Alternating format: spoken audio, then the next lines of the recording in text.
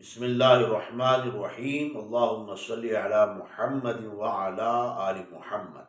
ناظرین کرام، یہ ایک حقیقت ہے کہ کوئی بھی چیز، کھانے پینے کی چیزیں جب تک وہ تازہ رہتی ہیں، صاف شفاف رہتی ہیں، تو ان سے خوشبو آتی ہے،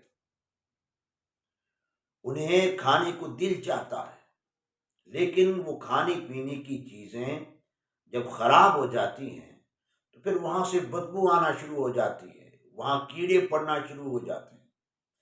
یہی مثال انسانی معاشرے کی ہے۔ انسانی معاشرہ جب تک صاف رہتا ہے، وہاں دینداری ہوتی ہے، وہاں نیک لوگ رہتے ہیں، صاف دل رہتے ہیں، اچھے لوگ رہتے ہیں۔ جب تک اچھے، نیک، پارسا، دیندار لوگ اس معاشرے میں رہتے ہیں تو پھر اس معاشرے سے اچھائی نکل آتی ہے۔ اس معاشرے سے نکلنے والے افراد دیندار نکل آتے ہیں، نیکوکار نکل آتے ہیں، معاشرے کے کارآمد لوگ بن کر نکل آتے ہیں، اور اس معاشرے کے لوگ پھر اچھائی کو قبول کرتے ہیں، دینداری کو قبول کرتے ہیں، اخلاق کو قبول کرتے ہیں، بد اخلاقی کو رد کر دیتے ہیں۔ جس طرح خلفائے راشدین کا دور تھا، اصحاب رسول کا دور تھا، وہاں اچھائی کو قبول کیا جاتا تھا، اور وہاں سے نکلنے والے افراد دنیا کے عظیم سپہ سالار کے طور پر نکل آتے تھے، جنہوں نے کیسر و کسریٰ کو فتح کیا۔ وہاں نیکی کو قبول کیا جاتا تھا، اچھائی کو قبول کیا جاتا تھا، جو نیک لوگ ہوتے انہیں قبول کیا جاتا تھا۔ اور اسی طرح حضرت عمر بن عبدالعزیز رحمۃ اللہ علیہ کا دور اچھے لوگوں کا دور تھا، اچھا معاشرہ تھا۔ کہا جاتا ہے کہ آپ کے دور میں دو مسلمان، دو اشخاص آپس میں ملتے تو دین کی بات کرتے، قرآن کی بات کرتے، ایک دوسرے کو قرآن سناتے، ایک دوسرے کو دین کا مسئلہ بتاتے، آج میں نے یہ سیکھ لیا ہے، تو نے کیا سیکھا ہے مجھے بتا۔ لیکن جب معاشرہ گندا ہو جاتا ہے، معاشرے میں بسنے والے لوگ، ان کے دل و دماغ غلیظ ہو جاتے ہیں، تو پھر وہاں سے اٹھنے والے لوگ بھی غلیظ ہوتے ہیں۔ پھر وہ لوگ اچھائی کو قبول نہیں کرتے ہیں، برائی کو ایکسیپٹ کرتے ہیں۔ پھر وہ پذیرائی اچھائی کو نہیں دیتے ہیں، برائی کو دیتے ہیں۔ پھر وہاں برائی ایک فیشن بن جاتی ہے، پھر وہاں برائی معاشرے کی ایک لازمی حصہ اور اس کا جز بن جاتی ہے۔ پھر برائی، بد اخلاقی، بد کرداری پھر اس معاشرے کی ترقی کا راز بن جاتی ہے ان کے مطابق۔ کہ جس طرح یہ آج کا معاشرہ ہے، آج کا معاشرہ ایک ایسا معاشرہ بن گیا ہے کہ جہاں اچھائی کو کم، برائی کو زیادہ پذیرائی دیتا ہے، اخلاق کو کم، بد اخلاقی کو زیادہ پذیرائی دیتا ہے، دینداری کو کم، بے دینی کو زیادہ سپورٹ کرتا ہے۔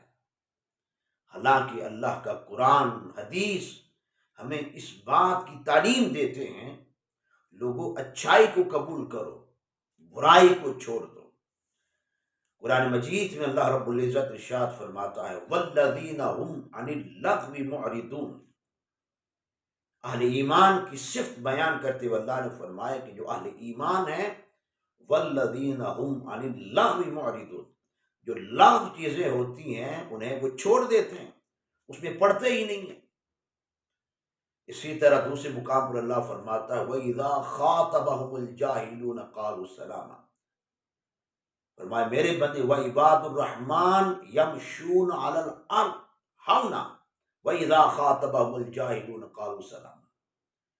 فرمایا کہ جو رحمان کے بندے ہیں وہ عاجزی انکساری کے ساتھ زمین پر چلتے ہیں، جب جاہلوں سے ان کا سامنا ہوتا ہے تو سلام کہتے ہیں، یعنی ان سے اعراض کر دیتے ہیں، انہیں منہ نہیں لگاتے، ان کی ٹوہ میں نہیں پڑتے، ان کی طرف توجہ ہی نہیں کرتے۔ اسی طرح آقا دو جہاں صلی اللہ علیہ وسلم نے فرمایا کہ کسی شخص کے اسلام کی خوبی ہے، مرد کے شخص کے اسلام کی خوبی یہ ہے کہ لا یعنی اور فضول باتوں کو وہ چھوڑ دے، ترک کر دے۔ تو قرآن و سنت ہمیں یہ بتاتا ہے کہ اسلامی معاشرہ وہ معاشرہ ہے جہاں نیکی کو پرموٹ کیا جائے، بدی کو رد کر دیا جائے۔ لیکن آج کا معاشرہ الٹا ہو گیا ہے۔ آپ دیکھیں یوٹیوب پہ جو ناچ گانے کرتا ہے، بد اخلاقی پھیلاتا ہے، جو کسی کام کا نہیں ہوتا ہے، اس کو لوگ ملینز میں دیکھ رہے ہوتے ہیں۔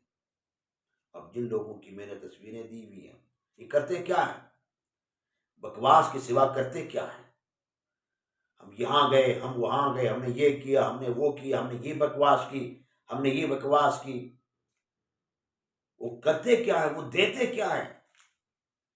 لیکن آپ ان کے یوٹیوب میں جا کر دیکھیں، ملینز میں ان کے سبسکرائبر ہیں، ملینز میں 20 25 لاکھ لوگوں نے سبسکرائب کیا، یعنی 25 30 60 لوگ ان کے ساتھ جڑے ہوئے ہیں۔ سبسکرائب کا معنی کیا ہے؟ جڑے رہنا، ان کے ساتھ جڑے ہوئے ہیں۔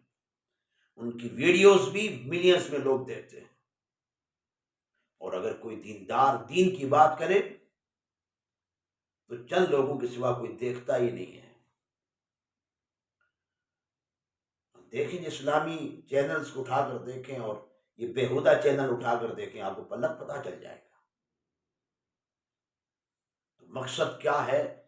ہمیں ایک اسلامی معاشرہ چاہیے، ہمیں اس معاشرے کو اسلامی معاشرہ بنانا چاہیے۔ ہر اس شخص کو رد کر دیں، ہر اس شخص سے بائیکاٹ کر دیں جس سے تمہیں خیر نہیں ملتی ہے، جس سے تمہیں شر ملتا ہے، جس سے تمہیں کوئی کام کی بات نہیں ملتی، فضول لا یعنی باتیں اور کام ملتے ہیں، ایسے شخص سے بالکل بائیکاٹ کرتے ہیں۔